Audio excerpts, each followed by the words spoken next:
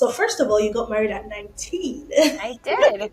So, for Christians, our model of marriage is supposed to be that a man loves his wife like Christ loves the church. The question, why me, is a stupid question. Because God tells us, like the verse you were just saying, that we will have trouble.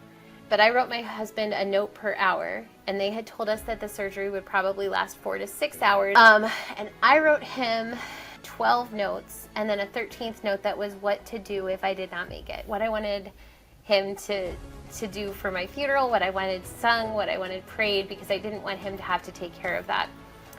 And so my surgery ended up lasting for 16 hours. Your husband is a book that has to be studied. He's, I have a lot of respect for, from everything I've heard about him. I've also been reading your book as well, and being able to support you, support the family, and being open for you to practice what you believe in, and also it really shows someone who is kind. Like from the foundation, what is truth? Is truth objective? If truth is objective, then is there a God?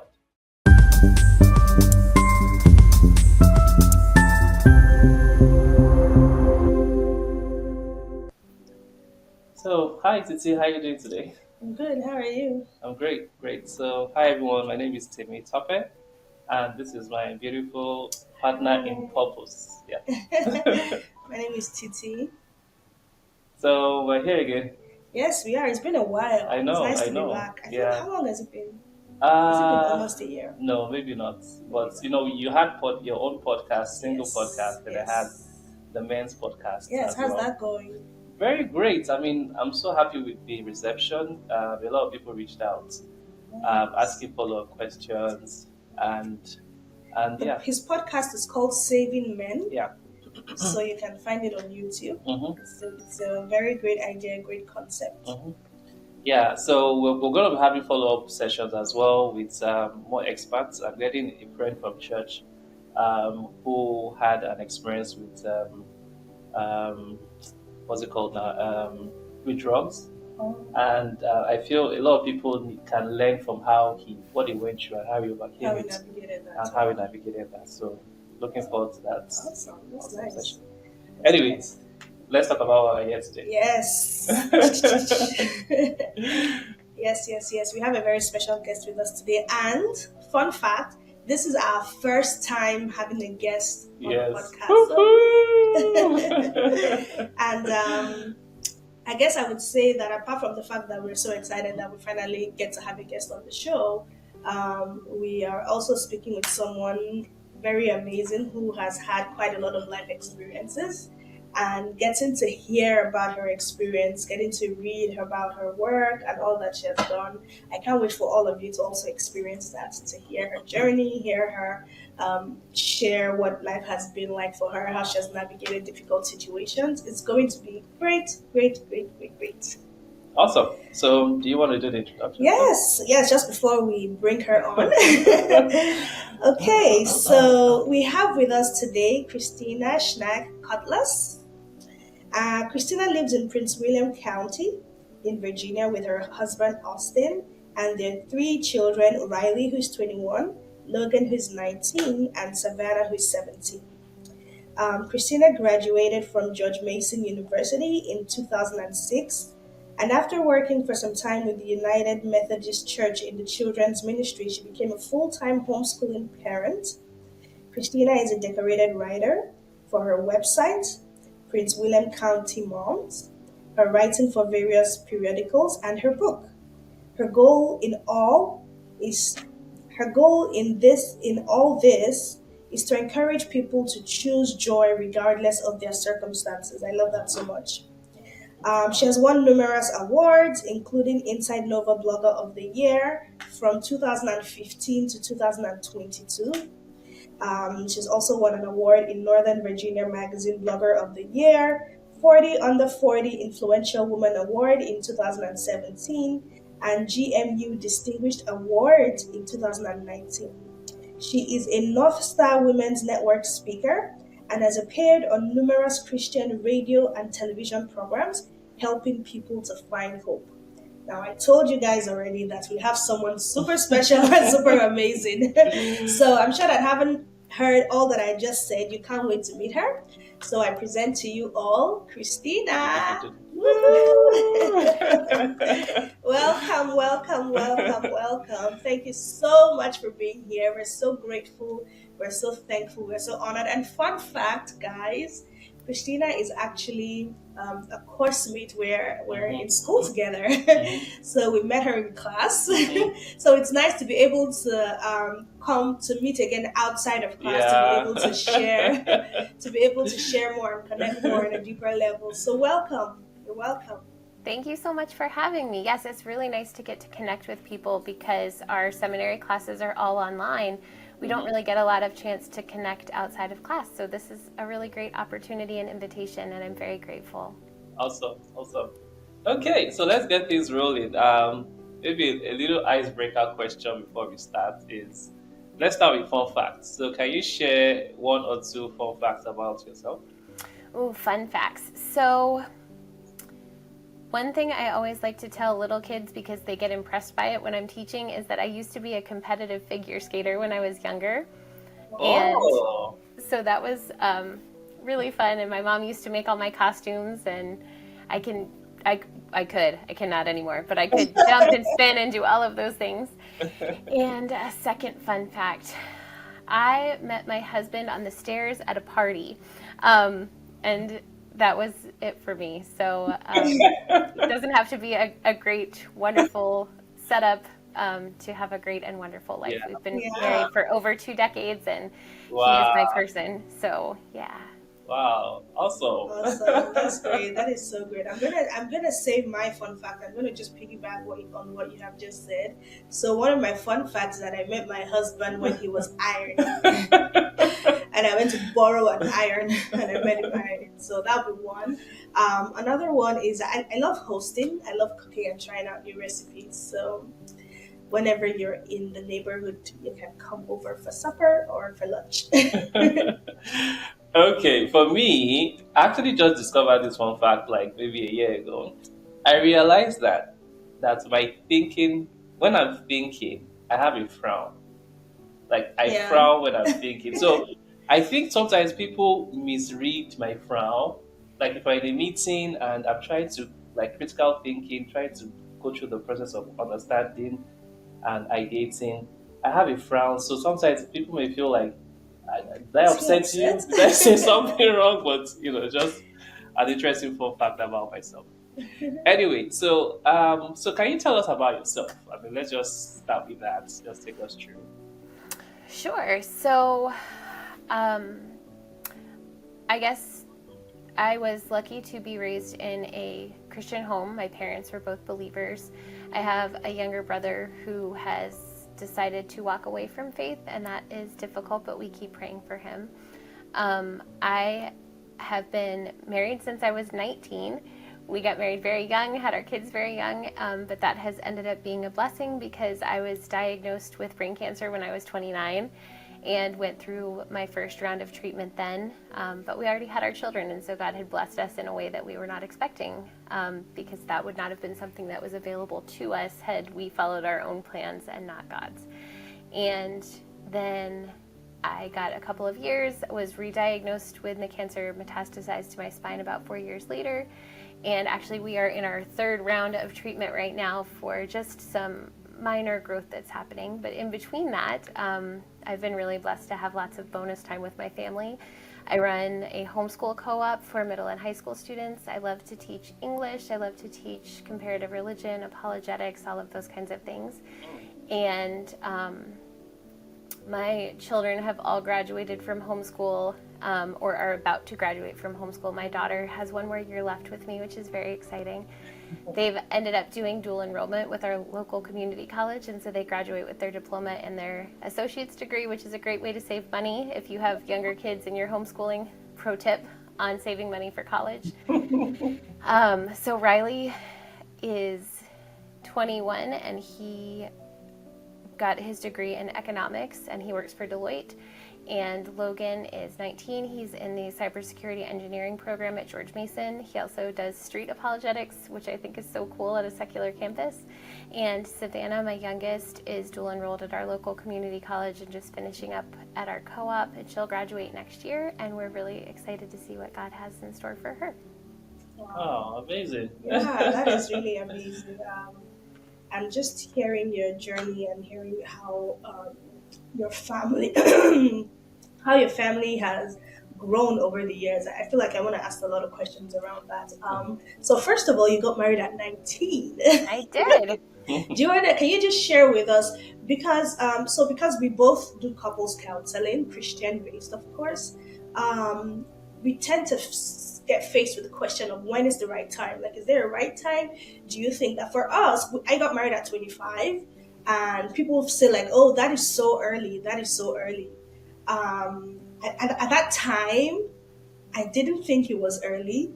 Now, when I think about how much I did not know at that time, I kind of feel like, wasn't it early? Like, did I know all the things I needed to know? Or was it just right that I didn't even know as many things, and we both didn't know as many things, so we both went in as novices and learned everything that we need to learn, But I just wanted to learn more and hear more from you as a 19-year-old making the decision to get married. What did your parents think about that? How did you navigate life, learning about life, because you're a teenager, you know what I mean? Learning about life, becoming an adult, because when you get married, it's a new level of responsibility, right? So coming up into that level of responsibility. Can you just share a bit about that? Yeah, so I think that there's a mindset difference between what most people think of with marriage and what I think of with marriage, because it's been my experience that I got married young, I had my children young, and I didn't see those things as impediments to me doing anything. So a lot of people are like, oh, I want to travel before I get married, or oh, I want to do this before I get married. And, I want to have these experiences or this much money before I have my children. And for me, having family be the focus of what I was doing just meant that I grew with my husband.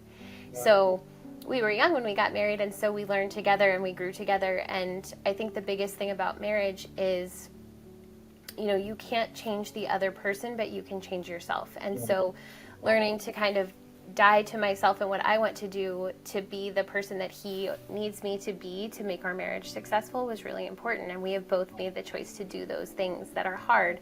So for example, it's really important to him that the house is clean and tidy.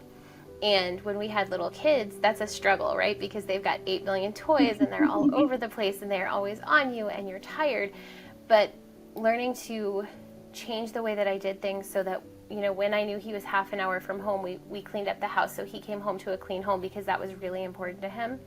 That meant dying to myself a little to do something that was really important for him. And so I grew into the adult that I am, the person that I am with him, instead of him coming in and me saying, oh, I'm perfect the way that I am because I'm old enough, experienced enough, rich enough. I knew that I was not perfect, and we grew together. And same thing with my children. I never saw my children as an impediment to anything, and I think I scared a lot of people when they were young, because I would show up for interviews, or I would show up to do volunteer work or whatever with them strapped to my back, just wrapped up in whatever kind of a wrap they were in, because they were my children and they weren't stopping me from doing anything. They were just coming with me. And so I think that when you have that mindset that you are growing with your family, with your spouse, with your children, and it's a journey. Marriage isn't an arrival. You don't arrive at marriage because you're done and you're complete and you've leveled up. You arrive at marriage as a person that continues to grow, and if you're willing to grow together and learn together and be for the other person what works for you existing as a compound unity, I think that is how you have a successful marriage. Wow, amazing. That is so amazing, honestly. And I'm going to take that back, and I'm going to take a short clip of this particular conversation, because it's a question that I get a lot. And I love it so much that you said that you guys are growing together, right? So it's not much about the age. It's much more about what you're willing to sacrifice for one another and how you are carrying each other along your growth process. So one person is not leaving the other person behind. Awesome. I also think it's also a function, the mindset around the value system of family. Like that's a priority, Yeah. right? Because I think one of the problems we have now is that a lot of people see marriage as, or family system as, maybe optional, or maybe like secondary. Like, I have to, this is more important than family, so I'm going to prioritize this, and then when I'm done with this, then I'll prioritize family. Exactly. But that mindset, that because, from God's design, family is like the primary unit of the society. So if you get it right in the family system, then we'll definitely get it right in society. So it's very, very, it's an interesting And perspective. it's funny that when I think back at getting married at 25, it I didn't think about um I didn't think about, oh, I need to maybe accomplish certain things, or oh, this is going to stop me from accomplishing things that I need to do. And I think I would say that maybe I have that mindset because of my mom. Because when my mom got married, she had just had like a diploma, right? And from the time that I've been aware, that I've known my mom, she's always been a student while working as well, right? So she got her first degree, she got a master's, she got another master's, and then she got a PhD. So maybe seeing that and seeing all the things that she did while having 4 kids, maybe that didn't occur to me like, oh, I need to do certain things before I get married. It didn't even occur to me. It was just like, oh, I have somebody, I love the person, let's get married and be together forever. You know what I mean? Shout out to your mom, by the way. Shout out to her. Yes, she's gonna watch this, and she'll be very happy. But I want to ask a question around that as well. I want to know a little bit about how you came to finding and growing a personal relationship with God, because you had mentioned that you're from a Christian family, and a lot of us are from Christian families, right? I'm from a Christian family, he was from a Christian family.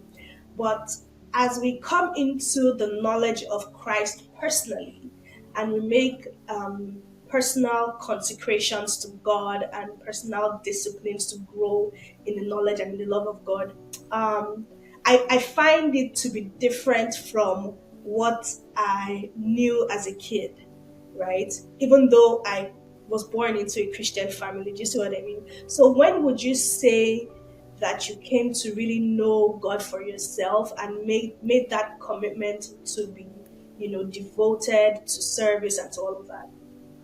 That is a great question, and I think that's a very good point. So I grew up in the Lutheran church for a long time, so I have a very liturgical background, and that was good, and that was homey, and that was, a place that you went on Sunday, and you had, there was always like a potluck after service, and so it felt very like home.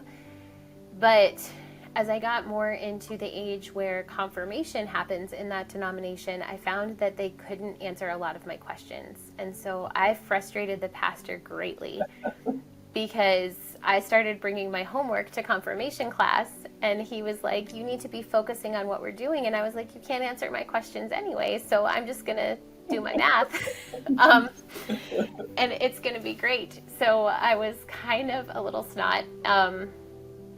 But we ended up switching churches and going to a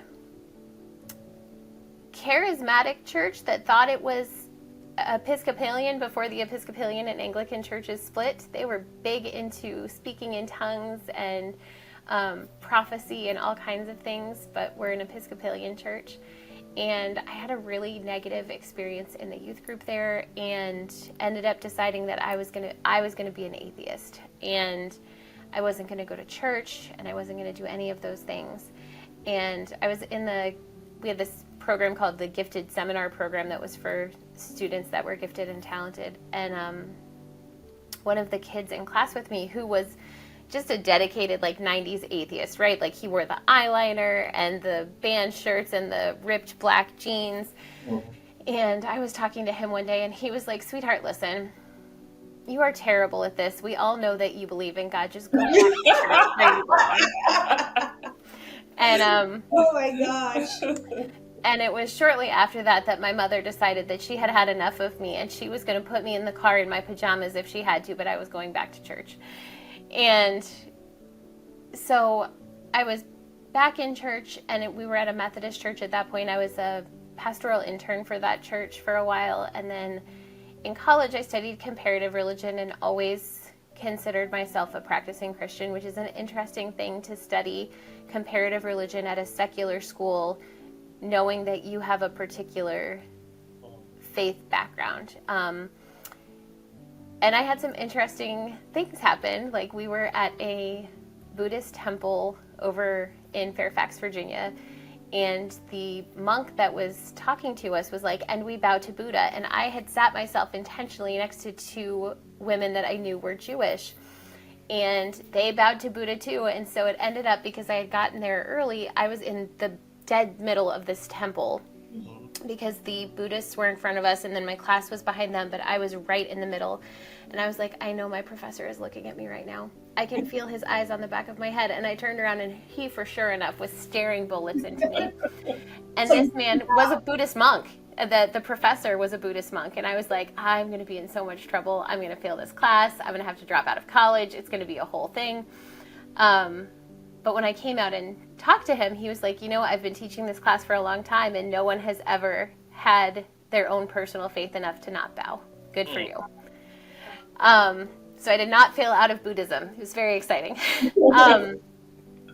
But I would say that really watching my children grow deepened my faith in God, because I understood more the parts of God, the aspects of God that I think are difficult to understand before you have children. So the God that loves Israel enough, that loves us enough to say, I love you so much I can't let you act like that anymore. That's hard to get until you have children of your own and know that you love them so desperately you can't let them act like that. And so I think that really helped. But then really wanting them to have faith, wanting them to know God, wanting them to love God and serve God, that was what deepened my own faith. Wanting to be the kind of mother that they could follow me, follow Jesus. That was really what deepened my faith. And then it was cemented certainly by going through my cancer experience and knowing that the only thing I could rely on was Jesus, that there were places I had to go where no one else could come with me but him. And so I think it was the combination of those things, of raising my children and knowing that I wanted them to have faith, and also that I don't recommend cancer for everyone, certainly, but it definitely grows your faith in ways that you don't expect. And if you will make the choice to let it grow you positively, it absolutely can. You can also choose bitterness and anger, but that's not the road that we chose. Wow, that's really really amazing, and I kind of feel emotional about that, about what you said about that as much as our families love us, that there are experiences that they can't go through with us. It's they are, and it's such it's a case for everyone in different aspects, right? There are things that we go through that we begin to see the value of Christ and having someone who is loving us and is there all conditionally with us all the time. But I want us to dial back a bit for the sake of folks who may not be saved watching this, or may not even believe in God, or have like a different mindset of who God is. And I sort of wanted to put on your apologetic hat for a bit. and before I ask that question, maybe for those who might be watching this and wondering, what is apologetics? The joke about people hear that for the first time, it's like, why are you apologizing to? I thought so too. But apologetics, I think, simply put, is putting forth evidence and defense arguments demonstrating that Christianity is true. And we know that Christianity is true because it's rooted in history, it's collaborated with science, and it's collaborated in philosophy as well. So I sort of want you to sort of take us through, like from the foundation. What is truth? Is truth objective? If truth is objective, then is there a God? If there is a God, what's the cosmological evidence, what's the teleological evidence, and I like saying those words now after I learned them, which means like design evidence. And if there is a God, why do we believe that is the Christian God? Why is it not Buddha? Or why is it not any other God? So I sort of want you to take us through that and also share your personal experience as well. Sure. So for me, the key thing about apologetics is that it's a rational defense of faith. And reason is very important, especially for, I think, modern believers. So if you read like Justin Brierley, who talks about the surprising rebirth of faith in God and how we had this period where it looked like Christian faith was kind of dead. It was kind of on the outs, where we had these new atheists like Dawkins and Hawking, just talking about the idea that science was God, science was the creator, and anything outside of the realm of science, anything that we couldn't prove with scientific fact and reason, was not worth believing in.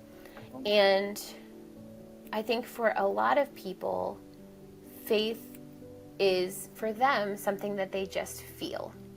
And that's great. If your experience is that the Holy Spirit revealed himself to you and you have that faith because you have experienced it, I think that is beautiful and wonderful. I have had that experience, and it is beautiful and it is wonderful, but it is not why I believe. It is support of my belief, but my belief is rooted in the fact that the most important question I can answer during my time on earth is whether or not there is a God and who that God is. And that's because everything that we do on this earth is temporal, right? It has an end date. It starts when we're born, it ends when we die. But if there is something eternal that is happening in the background that far outweighs the gravity of anything else that I will decide in this life, is how I will spend eternity. And so one of my children, my middle one actually, when he was about 8 years old, we were going to an Assemblies of God church, and every week the children's pastor would share a miracle story, like something from someone out on the mission field, a story from history, something like that.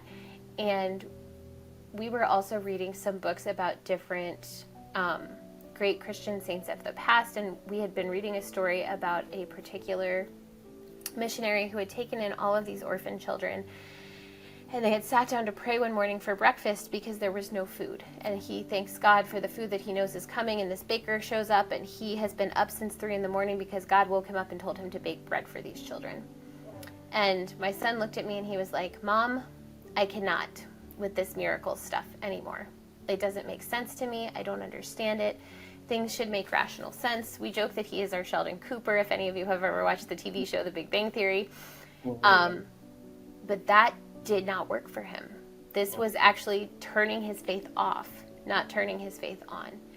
And so we made the decision, which I know a lot of parents would not, but we did, that it was important for us that he had faith, but it did not have to be faith at the church that we were at. And my other 2 children were flourishing at that church, and so we sent him to church with Grandma and Grandpa.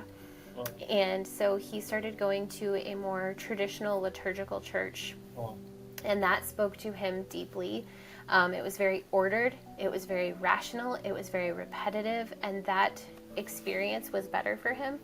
And at the same time, I decided that I had to become an expert apologist because faith had to be rational for Logan. And so faith had to be rational for me because, again, I'm hoping that my kids follow me, follow Jesus. And if I need to follow him in a way that makes sense for my child, then that's what I need to do. And so I got deep into all of these questions, and questions that you mentioned, like, is there such a thing as objective truth? And I believe that there is, because otherwise it's really hard to make decisions. And I think the question of subjective truth is self-defeating. Yeah. Right? Because if you say there's no such thing as objective truth, that's an objective statement, right? Yeah. So just philosophically, that doesn't work. Yeah. So I read just a ton of books, and I got my son reading a ton of books. And as I mentioned, he now does street apologetics, which is such a cool thing, because who would have thought? But, you know, people like, I think, Stephen C. Meyer, who just put out The Return of the God Hypothesis,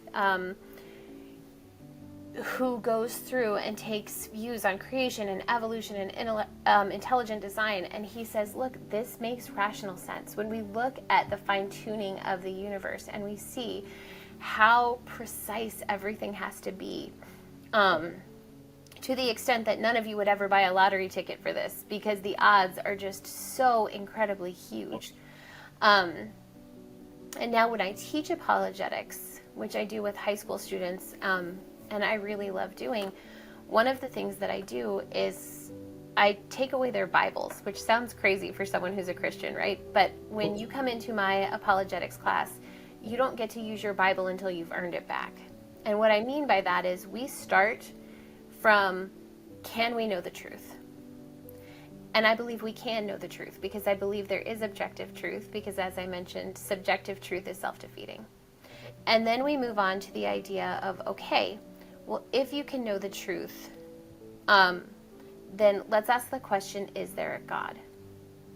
And we make that argument from all different types of ways. The ontological argument, the teleological argument, the Kalam cosmological argument, all of these fun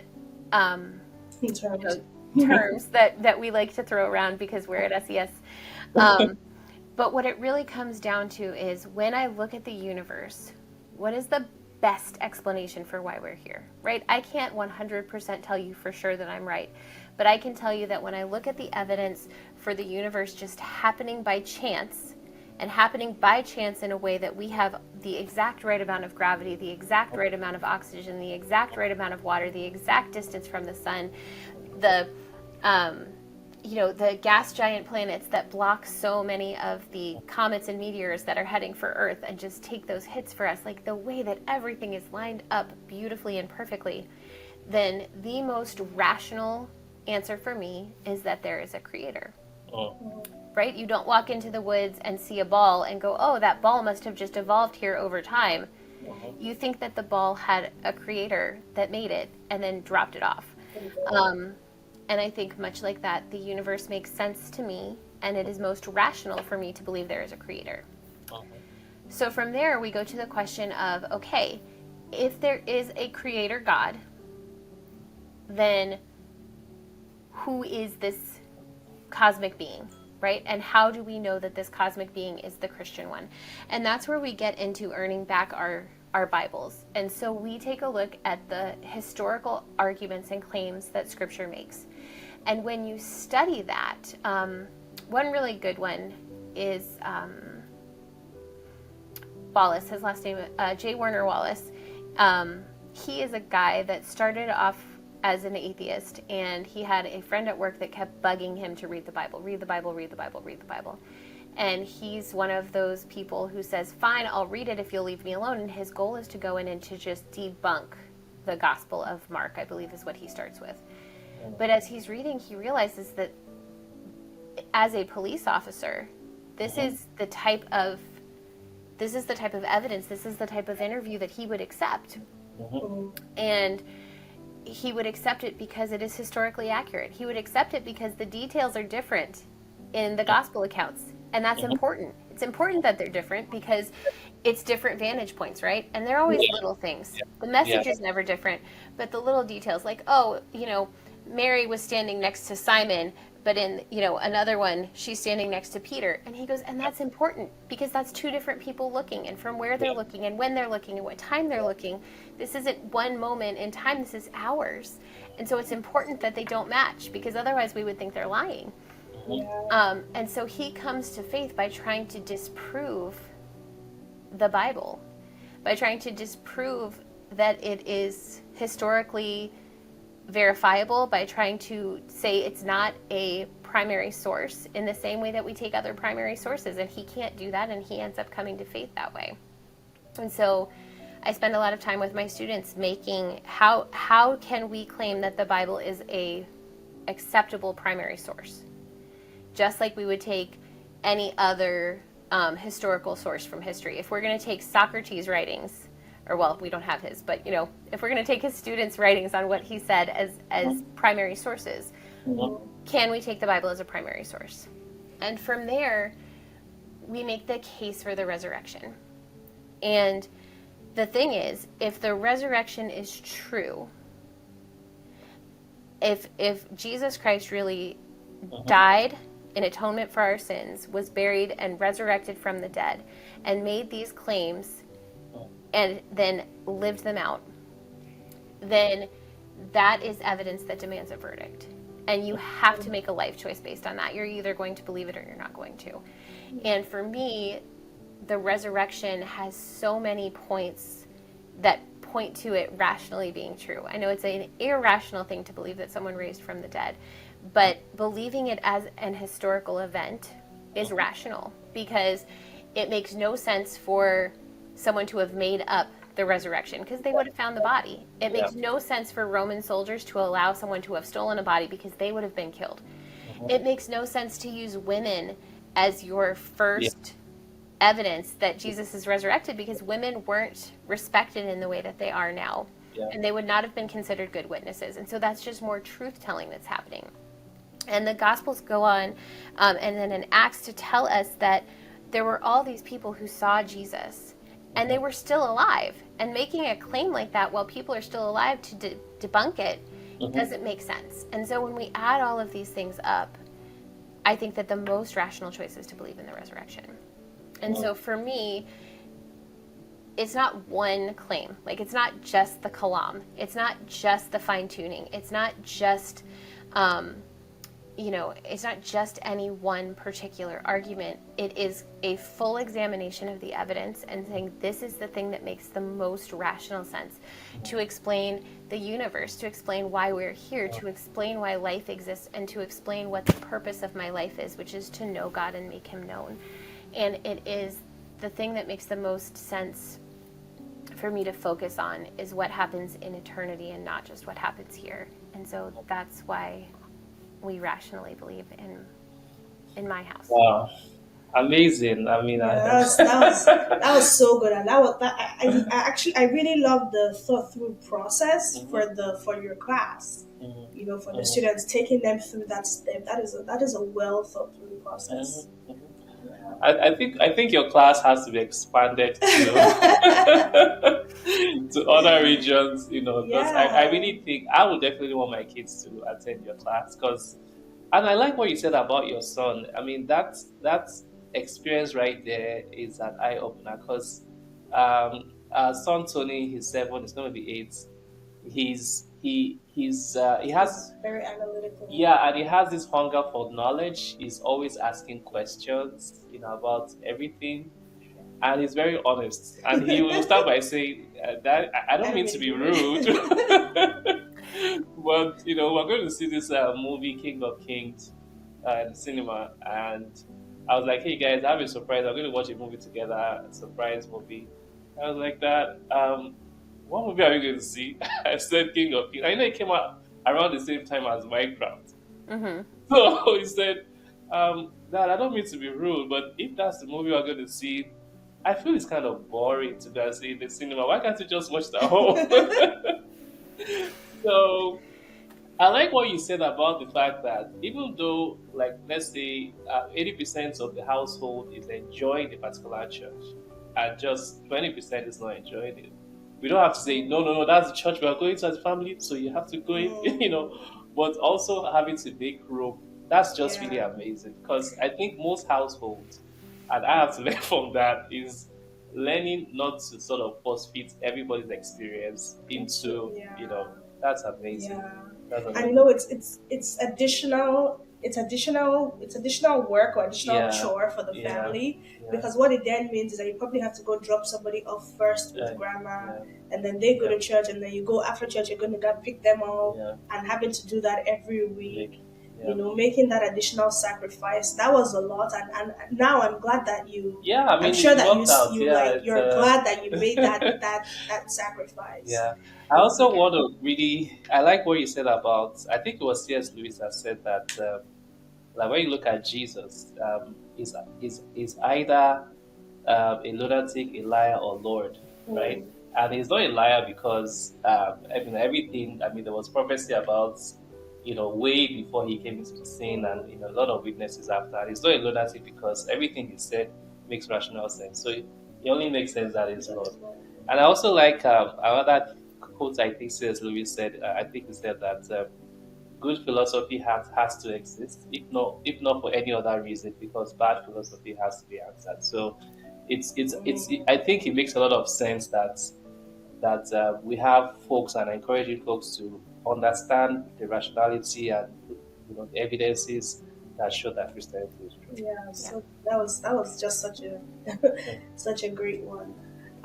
So I want us to talk a bit more on your experience with cancer, and I feel like I want to know your thoughts now, based on all that you've shared, being on apologetics, and how um, how you have come to a place of understanding of God and belief, in God, and having your concrete evidence and proof of God.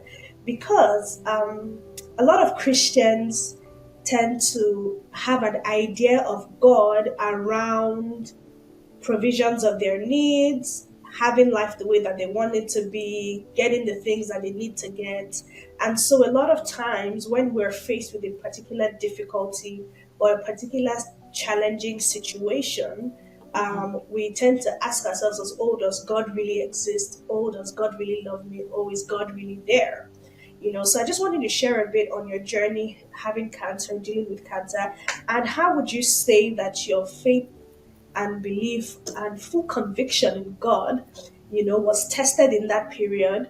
And how were you able to navigate that as well? Sure. So, my first round, the story that I share with people is I was in church one day and we were singing this song. It's Show Me Your Glory. But there's a part of the song where it's, I see the cloud and I step in. And it's about wanting to see God's glory the way that Moses saw God's glory, his Shekinah glory, and this cloud in the desert. And I am not usually a person that hears words, like when I pray. But I just had this very clear experience where I heard the words, "Are you sure?" And I was like, yes, I'm sure. What kind of a question is that? Like, who doesn't want to see God's glory? And I was diagnosed very shortly after that. And I don't think that God gave me cancer, but I think that it was something that had already been growing in my body, and God was using this opportunity to teach me a lot of things. And when I got the diagnosis, I heard again, like, "Are you still sure?" And I was like, yes, if this is what you're going to use to bring me closer to you, then I am sure, and I want to do this. And that doesn't mean that I did not cry. I mean, very real tears. But also, I was excited to see what it was that God was going to do. And my family was very wonderful about kind of getting on this path of faith with me and saying, okay, if this is what we're doing, if we are believing God for good things, then we're going to do it. And I made some mistakes. So, for example, I went in to have brain surgery, which no one wants to have to do. But I decided that it was going to be harder for my husband, right? Because I got to go to sleep and he had to sit and wait in a waiting room. And so I wrote him notes, and there were funny notes. Like, I made a pin the scalpel on the tumor, kind of like pin the tail on the donkey. And I wrote him like little stories from when we had first met and jokes and things like that. And my family played cranium and headbands in the waiting room and just kept everyone laughing. But I wrote my husband a note per hour, and they had told us that the surgery would probably last 4 to 6 hours, and we told everyone it would last 8 hours because we didn't want people calling him if the surgery wasn't over yet.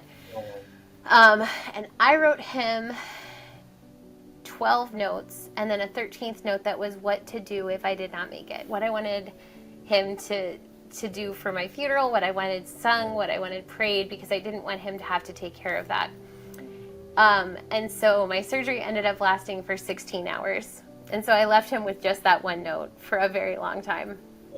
And that was not the kindness that I thought it was going to be. But after surgery, I have no recollection of this. So these are just hearsay stories because I don't remember. Eyewitness stories. But he said that when they came to bring him into the ICU because recovery was already closed at the point that I came out of surgery. The doctor was telling him, it's likely she's going to have to go to a nursing home for some time to recover because we don't know what it looks like for someone to have had their brain open this long, any amount of time over 12 hours. Like, we just don't know what to expect. And apparently my first words were, "Then what took you so long?" And my husband said, "She's fine." She's going to be fine. It was hard. It was difficult. I dealt with a lot of guilt and shame because, after having that surgery, which recovery from that level of brain surgery is like a year plus. But then I went into radiation, and brain radiation is tough to the point that by week 6, I remember my husband like spooning water into my mouth because I couldn't suck water up a straw. I was so exhausted. And then to be in a place of recovery for 18 months for that, on top of the brain surgery recovery, the radiation recovery, was hard because I was angry with myself for like all the money and time and man effort that went into saving me, and I couldn't do things. Like, I would get up and microwave a plate of food for my kids and then need to go take a nap because I was so tired. And so there was a lot of that.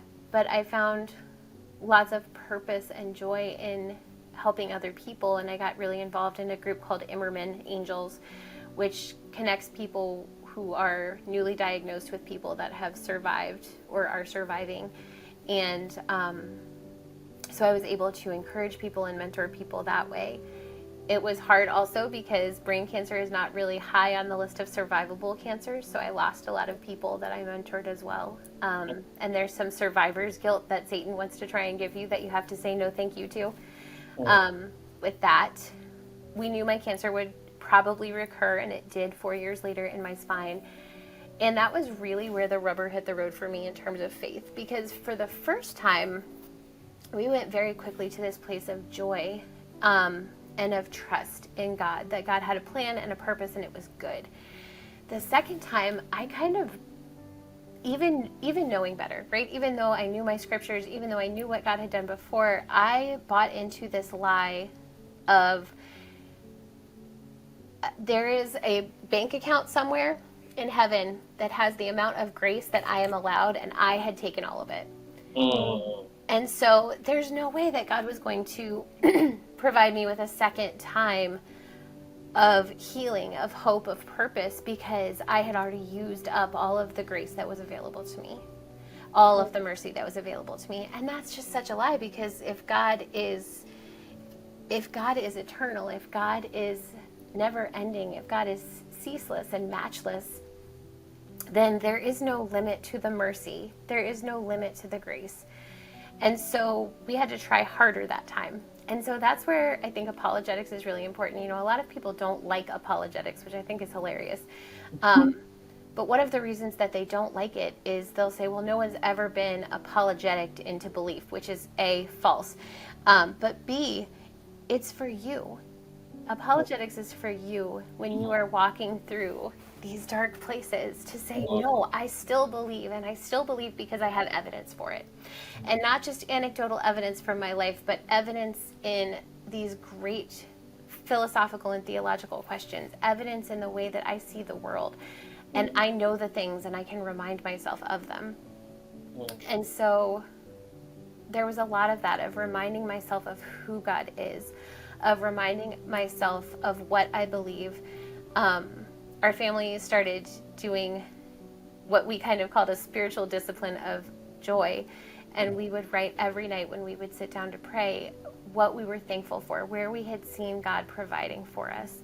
And writing it down was important because we forget so quickly.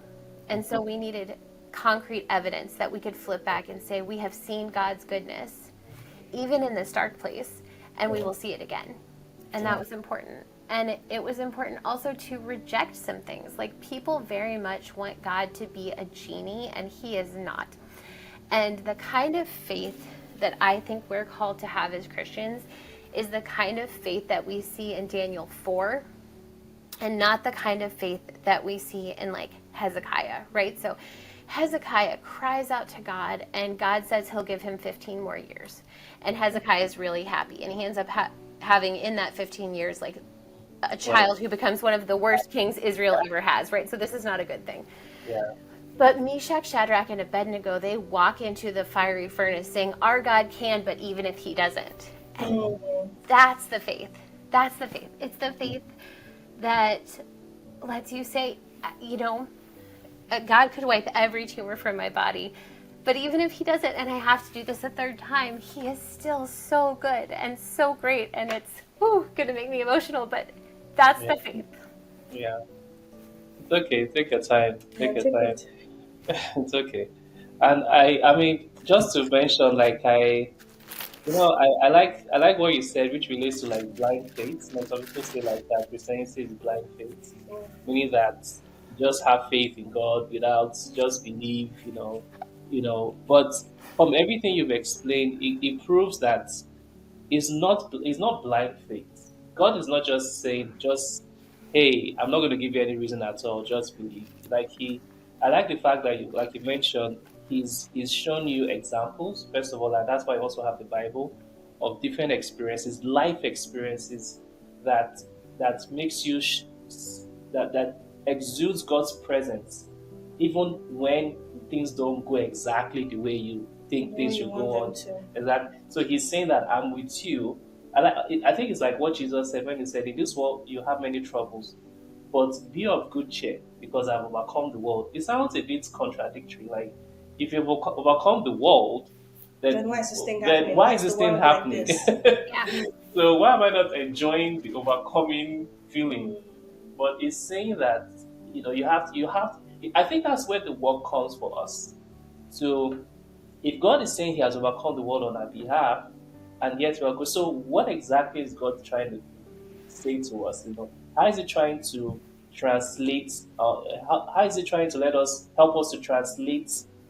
Our experiences and things that are happening to us, so that we actually see that God is with us all the time. I think it's changing the way that we ask questions too, and I talk about this where like the question "why me" is a stupid question, because God tells us, like the verse you were just saying, that we will have trouble. So asking why me doesn't make sense, because why me? Because sin. Why me? Because the world is broken. Why me? Because I deserve it. Right? Yeah. But if you change that question from why am I experiencing this negative thing to why am I worthy of so much goodness, it's a much more effective question. Yeah. Why me that I have the ability to be forgiven? Why me that I have health insurance and I can afford to get treatment? Why me that I live close enough to one of the best brain cancer centers that I can drive there?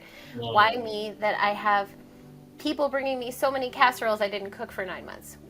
When you ask why me, but it's why am I so blessed and not why am I so cursed, it's a very different question. And it's important. Awesome.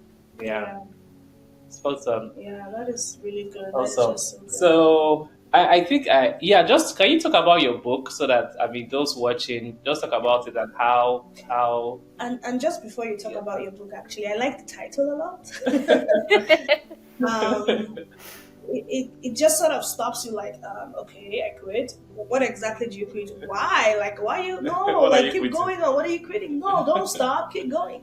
You don't really find book titles like that. You probably find book titles like I refuse to quit, I'm not going to quit, I'm going to go on, which is great. But I really love that title. So can you just share with us your thoughts around the book, why you chose that title, Sure. and how the book has been received since you put it out? Sure. So my book is called I Quit. There is a very long subtitle that's, I think, Facing Cancer with Faith, Family, Friends, and Sarcasm. There's a lot of that too. And it's called I Quit because I realized very early on that I could be still and God would fight for me. And so for me, that meant that I did not have to be a warrior. I did not have to be a fighter. I did not have to go to battle with, my cancer or the circumstances I was facing, that I just turned my hands to heaven and said, you are going to have to do this because it is entirely too big for me. So I will show up with a smile on my face, and I will get the treatments I need to get. I will go to the doctors I need to go to, but you, God, are going to have to fight my battles, because I absolutely cannot. And I quit day one. And I know for a lot of people, they really embrace a lot of that warrior kind of verbiage that people like to use, like, oh, she's a breast cancer warrior, or this, that, and the other. And I just rejected it all. And I was like, I am a big pansy.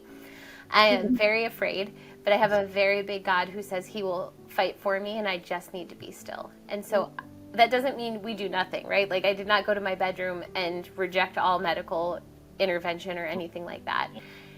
But it does mean that I trusted God in a very radical way, knowing that, you know, and there are people that are non-believers that will think this is a cop-out answer, but like, I really can't lose, because if I live, then that's great, and I get bonus time with my family. And if I die, then I'm going to heaven, and that's an amazing thing. So, like,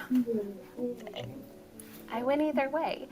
And so I don't need to live in fear. I get to quit fear. I get to quit doubt. I get to quit anger. I get to quit anxiety and just say, God, I'm going to trust you in a very radical way, and believe that you have a plan and a purpose for this. And I might not like it. In fact, I'm very confident I do not like it and would pick a different one. But I trust that you are in control of the situation in a very real and present way, and I am grateful for that. Wow, That's so amazing. So, I bought the book on my phone, on I think on Apple. It's all the places. You can get it on Amazon. You can get it on my website, which is just KristinaKotlus.com. I think it's at Barnes & Noble, so it's out there. Okay. Yeah. Awesome. Okay. Actually. Yes, Okay. you are. So my next question is around, and I think you touched a lot on it. It's around family, raising kids, and just to, in light of everything you've shared as well, to understand how, different aspects. How was your family?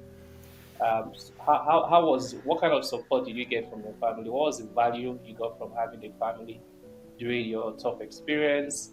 And also, was it like raising a family? Because, like I said, I think the family system right now is under a lot of attack, if I can use that word. Like, you know, people want to have kids without the other parents. People abandon kids. Just there's a lot of family system issues right now, and it has ripple effect that we can all see in our society. So for you, what's family system like, and just any other thing I share about raising kids? One Sure. thing I'd like you to talk about, and I think you've been hinting about it, is, I mean, I'm one of the reasons why, inside joke, that I'm not ready for a third child. People think is ready for like third, fourth, fifth, sixth.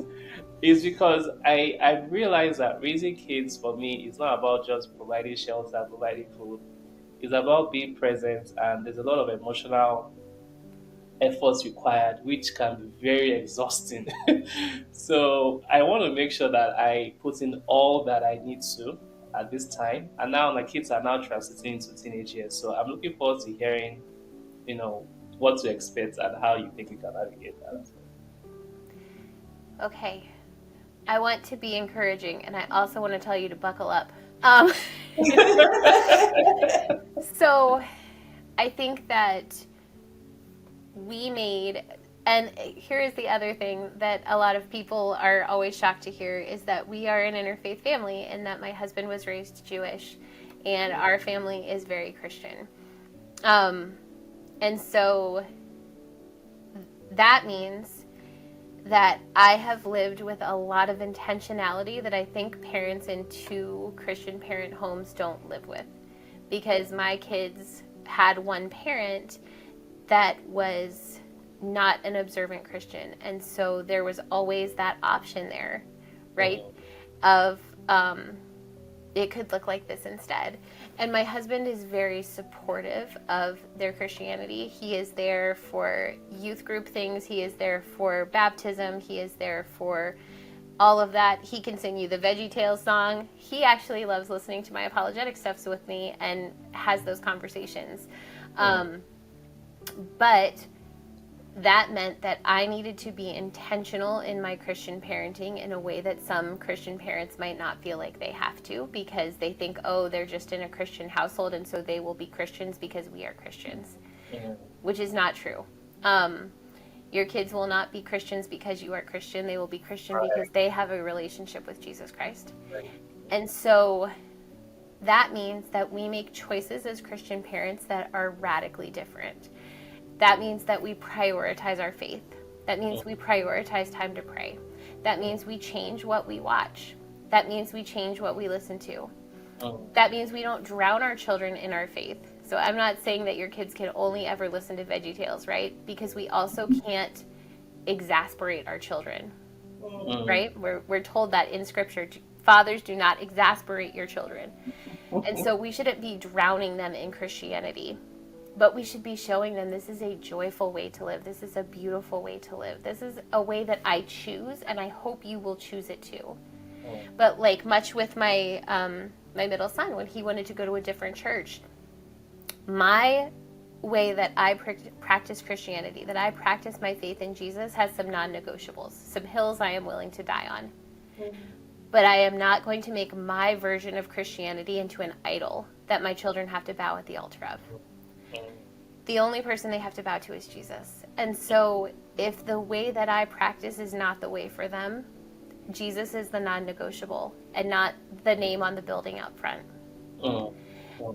And it means that I took a very countercultural way, right? Like I homeschooled, so I did not have the big, beautiful career that some people have. I stayed home with my kids so that I could integrate Jesus into the things that we did and the way that we live. I chose to prioritize being in churches where there was a really robust group of children and there were really great programs for youth. We actually moved churches after my oldest graduated from high school because he decided he was going to live at home and commute to college, and the church we were at did not have a young adult ministry. And I was like, you cannot be the 19-year-old who's hanging out with the youth group kids. Like, that's not happening. And so even though we love our church, even though we love our small groups, we are going to move to a place where you can continue to grow because that's the priority.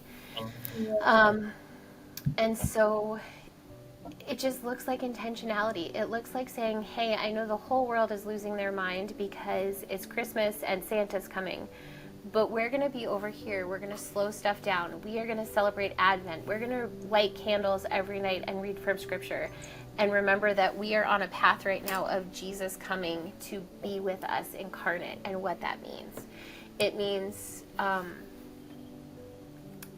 just intentionally making choices, not because you want your kids to be the exact same kind of person that you are, not because they have to be your particular denomination, but because you want them to follow Jesus with all of your heart. And so you help them make that choice to follow Jesus in whatever way that you can, even if the way is not the way that you followed or wasn't what you needed. It is prioritizing their relationship with Jesus over everything else.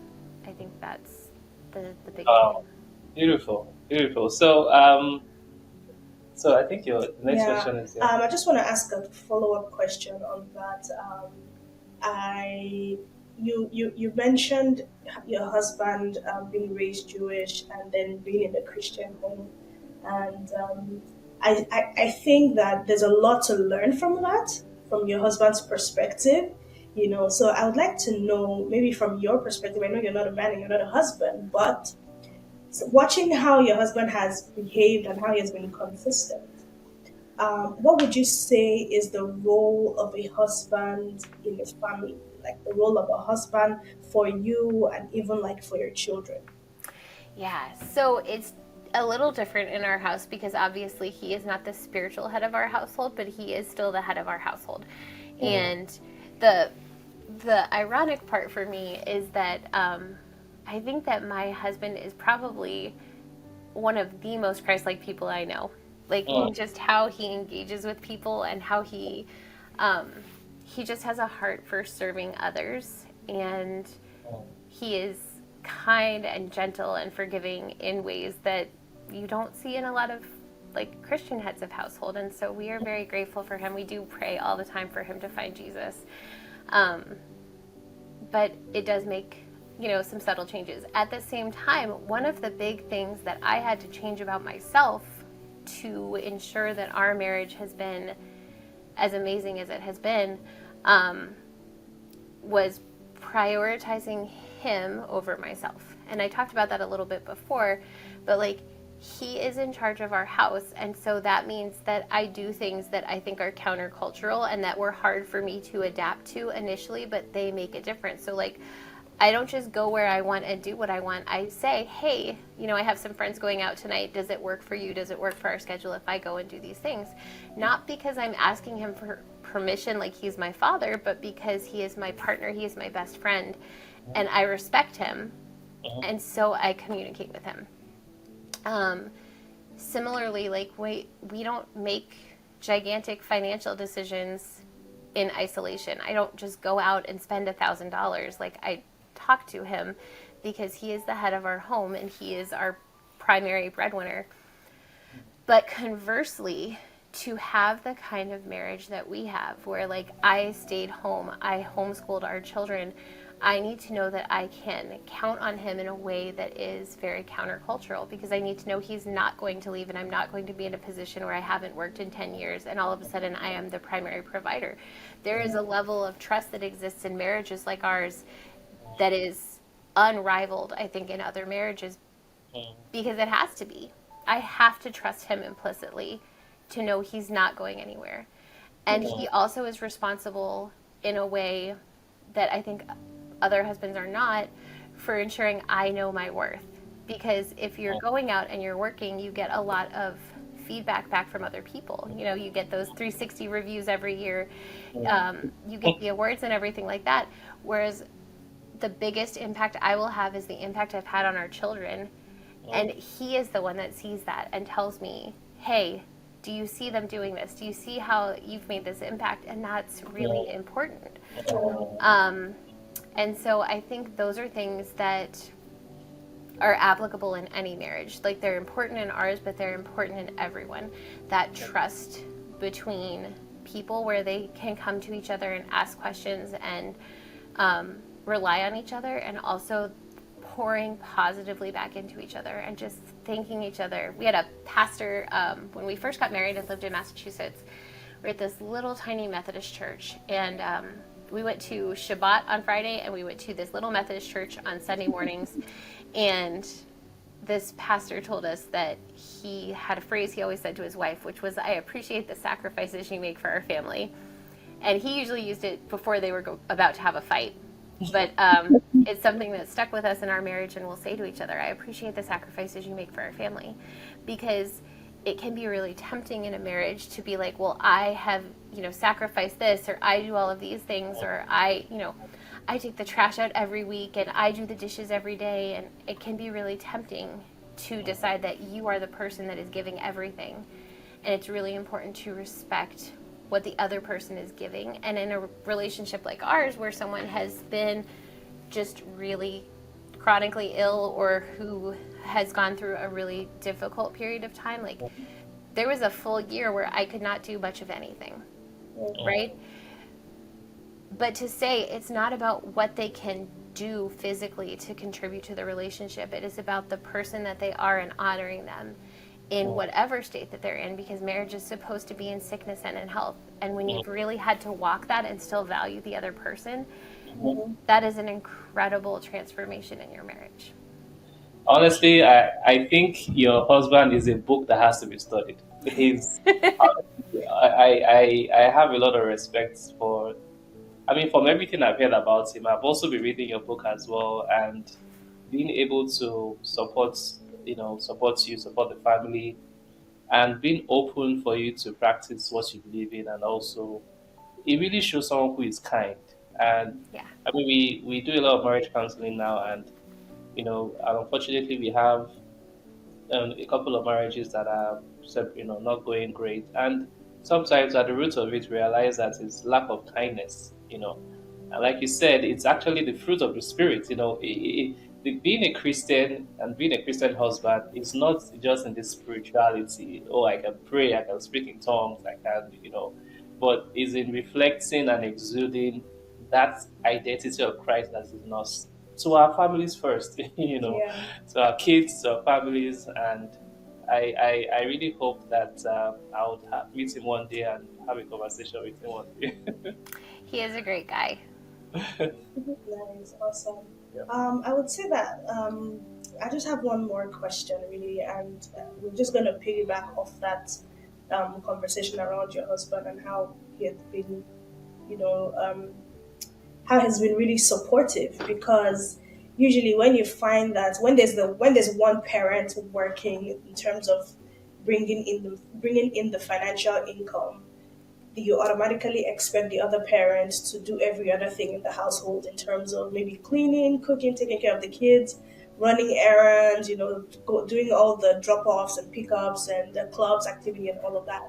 And then now being put in a situation where the person who was doing all of that is now ill and is unable to do all of that. So now you're both bringing in the financial income as well as supporting the household, cleaning, cooking, going around, dropping off and picking up and all of that.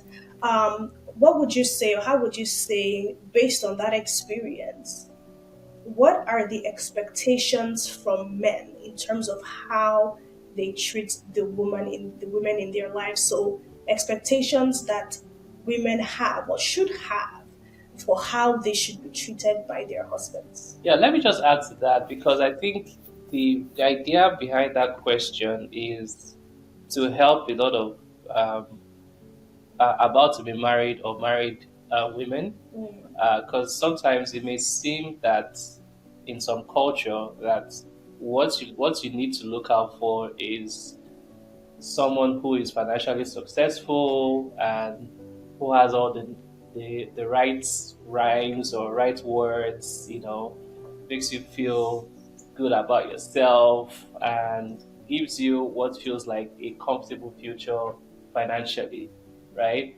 So, but clearly there's more to that, right? Because you end up going into that kind of relationship and things go south. So I think that's sort of Yeah. the one of the reasons behind the question. Yeah. Um, so it is a unique situation when someone is very sick. And I will say that my pro-parenting tip for everyone is live really close to grandma, because we live very close to my mother. And she was just an integral part of us being able to survive, especially the first time when my kids were so little, because they were 5, 7, and 9, my first round of cancer. And so she came in and took over homeschooling, and she was the one that, helped out with the house and did all of these things. We also had a very strong church family and community family. And like I said, I didn't cook for 9 months, and that wasn't my mother cooking. That was just people bringing food and loving us and just being radically involved in our lives in the way that the church should be radically involved in people's lives. And so now we jokingly, because we are not universe people, but I will say that I owe the universe casseroles until the end of time. It just meaning that anytime that we can pay it forward to someone else, we do. We show up. We bring food, we drive kids, and that's what happened. There was this community of family, of friends, of faith that stepped into our lives, and all we had to do was humble ourselves enough to accept it, which can be hard, but for me it was a little easier, because once they pop your head in half, it's a little easier to be humble. But people who showed up, who drove our kids, who came, and my mother would help with laundry, she would homeschool, she would do all of those things. I had friends that would show up and dust and sit with me and all of those kinds of things. But when it comes to your spouse, so when we talk about philosophy, we talk about people being ends unto themselves, right? And your spouse should be an end unto themselves. My husband is enough for me because he is who he is, and I love him for that person. And it's not because of the amount of money he makes. It's not for the health insurance he brings in, although I do love that health insurance, and I tell him that all the time. It's not because he mows the lawn. It's not because he takes the trash out. It's not because he cleans the litter boxes so I don't have to. I love him because he is Austin and he is my person, and I love him desperately. And the same thing for me. Like, I am his wife, and he loves me because I am Kristina and I am his person, and not because I can, cook dinner, not because I can mop the floor, not because I can do all of those things. And so when you are thinking of being frustrated with your spouse because they're not performing to a level you are expecting, I think you have to check that expectation first of all and say, is this me not honoring them as a person and saying they're not enough for me unless they do XYZ thing because that's problematic? Or is that me feeling like I'm not being respected as a person because I'm expected to carry this entire load by myself? And so I think that's important to consider. And I think that in marriage, it's very much like you should both want to be the person that is doing more for the other person. Like, I want to do things for my husband because I want him to feel loved. I want him to feel respected. I want him to feel happy. And same thing for me. Like, he wants to do things for me because he wants me to feel valued, and he wants me to feel loved, and he wants me to feel accepted. And so I think when you both come from that place, and it's not that one, like, the husband has expectations that the wife is going to cook, clean, and mind the children, and the husband is going to do the outside stuff and go and make the money, and like we have these expectations for each other. I think it's when you both come in and say, my expectation for myself is that I am going to serve the person that I love to the best of my ability. I think that that's really where strong relationships come from, when it's about you serving the other person out of a place of love and not out of cultural expectations, social expectations, just about, I love you so much that I am willing to do things that I don't want to do because I want you to feel loved and valued. And when you both do that, that's where the magic happens. So, Christina, let me ask a sort of like a question, follow-up question to that. At what point do you think is recommended for couples to separate? Because someone may be listening to this now in an abusive relationship and takes it that, oh, I'm still supposed to not complain and take all the abuse and still love my spouse. Yeah. So, in your opinion, at what point do you think it's maybe not even divorce, but to at least have that separation for the safety of either of the spouse or the kids? Sure. So this is actually what I wrote my ethics paper on. I don't know if you knew that or if that was just a question that you came up with. So for Christians, our model of marriage is supposed to be that a man loves his wife like Christ loves the church. And I'm going to use masculine pronouns and feminine pronouns in a way that is traditionally accepted. I know that sometimes men are not the abusers, but statistically they are the abusers more often than not. But for either partner, this is true. But just as a caveat to how I'm going to use pronouns here. Okay. If someone is hurting you physically, emotionally, psychologically, that is unacceptable to the marriage covenant. And I think that there is a difference between abuse and I don't like. Okay, so if your husband is saying, hey, I need you to do the dishes after dinner, and you're like, I don't want to do the dishes till tomorrow morning, that's not abuse, right? If your husband says, I want you to do the dishes, and then he throws the dishes at you, that's abuse. And that's not acceptable, because that's not loving you like Christ loved the church. And I think that, so there is in Hebrew, there's the concept of compound oneness that we see like in the Shema, where it says, Hear, O Israel, the Lord our God, the Lord is one. That word for God is actually plural, but it says is one. It's compound unity. And it's the same word that we see in Genesis when we see that the husband and wife will come together and they will become one flesh. They will become a compound unity. So if you are one flesh, then and both of you are made in the image of God. No one should be harmed. You should not harm yourself, and if you are one flesh with your partner, you should not hurt them. So your husband should never hurt you, should never lay hands on you, should never do any of that. And I think there is this idea in the church that like divorce is never wrong, never right, separation is never right, and that is false. And I think it is false out of kind of this concept in Leviticus that we get where it says suffer not a witch to live, which it does, like, don't let someone continue to sin and heap more evil upon themselves that God will have to punish them for. I think if you are a woman staying in a marriage where your husband is hurting you, you are putting him in that position to continue heaping sin on himself. So love him enough to say, I'm not going to let you do this anymore. I'm going to go. And if it's something that can be handled with therapy, with counseling, with any of that, then that is wonderful. At the same time, statistically, we know a couple of things. One, we know that people of faith are less likely to be violent offenders of any kind except in the home. People of faith are more likely to hurt their spouse than people not of faith, and that's not okay. We know that statistically the most dangerous time for a woman is during the separation period. So we know that it is safer for her to be divorced than for her to be separated from a man who is abusive. And so I think it just has to be handled with a lot of care. I think that the goal of the church should always be to protect. The goal of the church is not to investigate. The goal of the church is not to, force reconciliation. I think the goal of the church should be first and foremost protection, and then second should be engagement in counseling, possibly separately, because it may be that counseling together is not the best first move.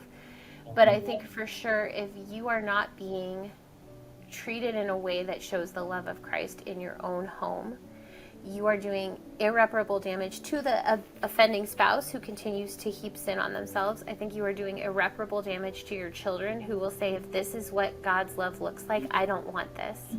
And I think you are doing irreparable damage to yourself because you are made in the image of God and you deserve to be treated with respect and dignity and kindness.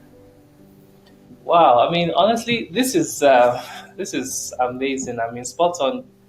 And this is one of the reasons why we try to share the gospel, because the gospel and knowing Christ and having a new identity in Christ is designed to make you a new person. It's designed to make you, to change who you like Who you are, who make you you a are, better make you person. a better person, and not just for religious exercises. Because I mean, I struggle, and I'm really passionate about reaching out to men. Like Kristina was saying, I'm trying to do a podcast for men now, because I really can't explain why you would want to hurt emotionally or physically your family. It's not just acceptable in any way, right? Because apart from whether or not the laws of the land, it's not just a kind thing to do. It's totally against what it means to be a Christian. And when you and I like the fact that one of the things that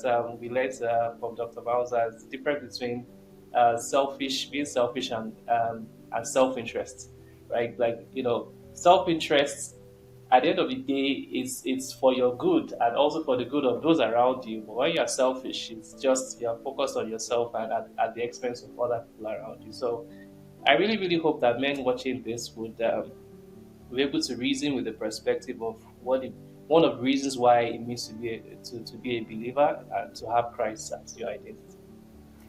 Awesome. Well, thank you so much, Kristina. This has been so great. Beyond what words can say, I'm going to go back and watch this over and over again, and I'm going to share this with so many people because this has just been so eye-opening, and being able to engage with you on this level and get answers to questions. And I can't thank you enough, to be honest. This has been wonderful. Thank you so much for being gracious enough to be here, for being vulnerable, for actually sharing the truth about your life, your journey, your family. we're just so grateful for that. Let me just say that we are definitely bringing you back. Absolutely. I'll come anytime. It has been a great pleasure to talk with you guys, and it's always fun to get to spend some time with other believers. So thank you so much for the invitation. Awesome. Thank you. Thank you so much. So, Titi, that was fun, right? Absolutely. It's Yeah. absolutely fun. We Yeah. should do this again, Yeah. and we should bring in more people. We should Yeah. invite more people Yeah. hear their thoughts and Yeah. share their Yeah. thoughts. So Yeah. thank you so much, everyone, for watching again. I hope that this has been a blessing to you as much as it has been to us. So please share with your friends, with your family, anyone who you think that needs the encouragement, needs to learn these things. Go ahead and share with them. And we will see you very, very soon again on another episode or another podcast. And have a great day. Bye. Bye.